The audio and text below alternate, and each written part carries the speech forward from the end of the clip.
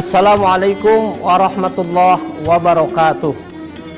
Alhamdulillahi rabbil alamin, wabihi nasta'in ala umuri dunya waddin. Wassalatu wassalamu ala asyrafil anbiya'i wal mursalin, sayyidina wa habibina wa syafi'ina wa maulana Muhammadin wa ala alihi wa sahbihi ajma'in, amma ba'du.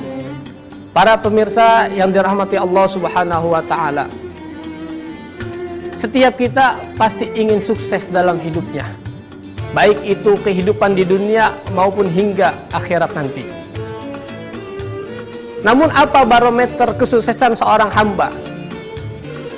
Kesuksesan seorang hamba itu tergantung bagaimana ia mendirikan sholatnya.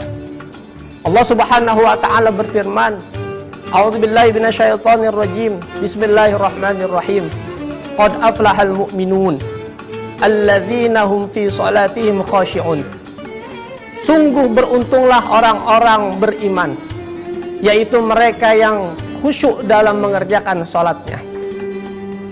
Tentu dari ayat ini kita mengetahui, jika kita menginginkan kesuksesan dalam hidup kita, kebahagiaan dalam hidup kita, maka perhatikan sholat kita. Sholat merupakan sarana ibadah, di mana seorang hamba berjumpa menghadap Allah subhanahu wa ta'ala. Maka ada satu ungkapan yang cukup menarik. Jika kita ingin Allah berdialog dengan kita, maka bacalah Al-Quran. Tetapi jika kita menginginkan kitanya yang berdialog dengan Allah, menyampaikan segala hajat-hajat kita kepada Allah, maka dirikanlah sholat. Jadi sholat yang kita kerjakan adalah media untuk kita berjumpa kepada Allah, menyampaikan keluh kesah kehidupan kita kepada Allah, menyampaikan segala hajat-hajat hidup kita kepada Allah subhanahu wa ta'ala, karena hanya Allah lah tempat kita memohon dan meminta pertolongannya. Ironisnya, banyak seorang manusia, seorang hamba yang salah dalam meminta memohon kepada Allah. Banyak orang yang hanya meminta kepada Allah tetapi tidak menunaikan kewajiban-kewajiban kepada Allah subhanahu wa ta'ala. Padahal dalam surah Al-Fatihah jelas-jelas ayatnya berbunyi Iyyaka na'budu wa iyyaka nasta'in, menjelaskan kepada kita hanya kepada Allah lah, hanya kepadamu ya Allah kami beribadah, dan hanya kepadamu lah ya Allah kami meminta pertolongan. Jadi sebelum kita meminta pertolongan kepada Allah, meminta bantuan Allah, maka perbaiki ibadah kita. Dalam hal ini adalah sholat. Para pemirsa yang dirahmati Allah subhanahu wa ta'ala, bahkan dalam lafaz kumandang azan sering kita dengar, Hayya 'alal falah, artinya marilah menuju kesuksesan, kejayaan, kemenangan. Tentu kita harus sama-sama memahami, sebelum kita meraih kemenangan tersebut, mendapatkan kesuksesan, ada lafaz sebelum hayya 'alal falah yang berbunyi hayya 'alas shalah. Artinya apa? Kalau pengen meraih kesuksesan, keberhasilan, kemenangan, maka awali terlebih dahulu dengan kita mendirikan sholat dengan cara-cara yang benar. Rasulullah Shallallahu Alaihi Wasallam bersabda, "Shollu kama ra'aitumuni usolli." Sholatlah kamu sebagaimana aku sholat. Jadi dalam kita mengerjakan sholat nggak boleh ngasal. Ada tuntunannya, ada syarat-syaratnya, ada rukun-rukun yang mesti kita penuhi.